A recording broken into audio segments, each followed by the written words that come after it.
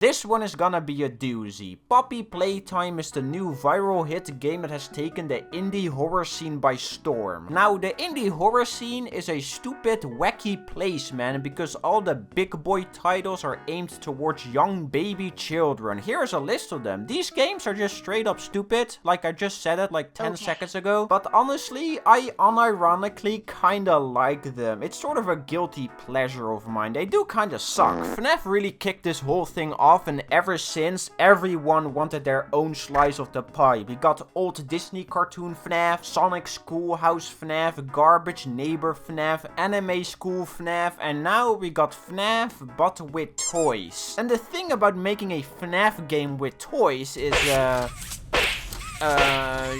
going into Poopy Playtime, I thought it was just gonna be another Bendy and the Ink Machine, but surprisingly, I actually really liked it. I wasn't expecting that. Now, I know that this game is kinda in a bad spotlight at the moment, but I really want to focus on the actual game first. We can rant about NFTs afterwards. Why did you guys do this? Seriously. So this game is made by a studio named Mob Games, which, if it sounds familiar, it should, because this company is affiliated with Zamination, which is a YouTube channel that makes those weirdo kid-friendly Minecraft animations that get millions of views because they have a bunch of recognizable characters in their videos. Now, I'm just gonna come out of the dirt immediately and say that this shit sucks. Sure, it's harmless, but man, am I happy I didn't grow up watching this garbage, seriously. So when I hear that this game is partially made by people that make this, like, I lose a lot of faith in the product at hand. I'm just saying, alright? But like I said, I actually really enjoyed it. So, you play as a yellow stick figure named Player that goes to an abandoned toy factory because you got a letter telling you that we're still here. Insert quirky FNAF joke here. You grab a grabby hand machine, go further into the factory, and a bunch of scary stuff starts to happen while you do a handful of puzzles and exploration. That's basically the entire experience. It's a very simple concept that many games have already done, but it's a fun concept, honestly. This is what Security Breach should have done instead of making me wander around aimlessly with no direction. I will never stop saying that this game sucks, alright? It does. It is bad. Where Poppy Playtime shines the most, though, is within its theming and density of the environments. It is genuinely a lot of fun just exploring all the rooms that you are just being plopped down in. Shelves filled with defunct toys, creepy cardboard cutouts, strange posters about adopting orphans, wacky looking machines. I really do like the art direction of Poppy Playtime, especially the toys that chase you around. Huggy Wuggy, Mommy Longlegs, goddamn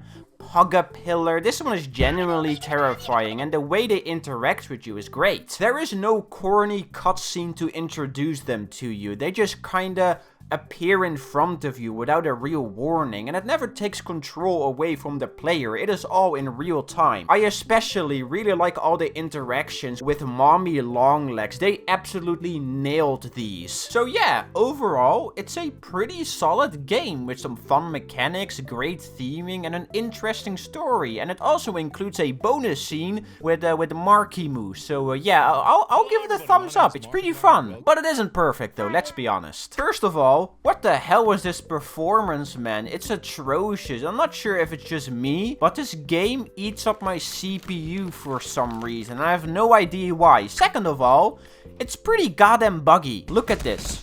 What the hell is happening? What did I do? And lastly, the pricing. I have no idea how they messed this one up. Like, it's so easy. So when this came out, it was a 30-minute tech demo for $5, which is hella overpriced. But then they released chapter 2 about half a year later, and this chapter is a pretty good length for $5. But it's 10. They doubled the price and then made the first chapter free. Like, okay, that's just kind of spitting in the face of everyone who bought chapter 1. The fuck is this, man? Seriously. Each chapter should be $5 roost if they're gonna be around an hour to 2 hours long, while the first chapter should just be free, since it's nothing more than a tech demo, let's be honest. I personally think that is a fair price, and if you want to raise the price, just make the chapters longer. It's not like your main revenue source is game sales anyway, it is merchandise. You guys are already swimming in cash, man. No reason to screw over customers. Go sell some of those wacky NFTs, man. I'm sure fans would be stoked to buy some of those. And meanwhile, Deltarune, first 2 chapters for nothing. And they are about 4 hours in length, so clearly we can see who the chat is. This is a good game. It's just made by extremely questionable people. Apparently Mob Games just straight up stole this game concept from a kid while bullying them, which I can't fully confirm, but if it is true, that's really sick.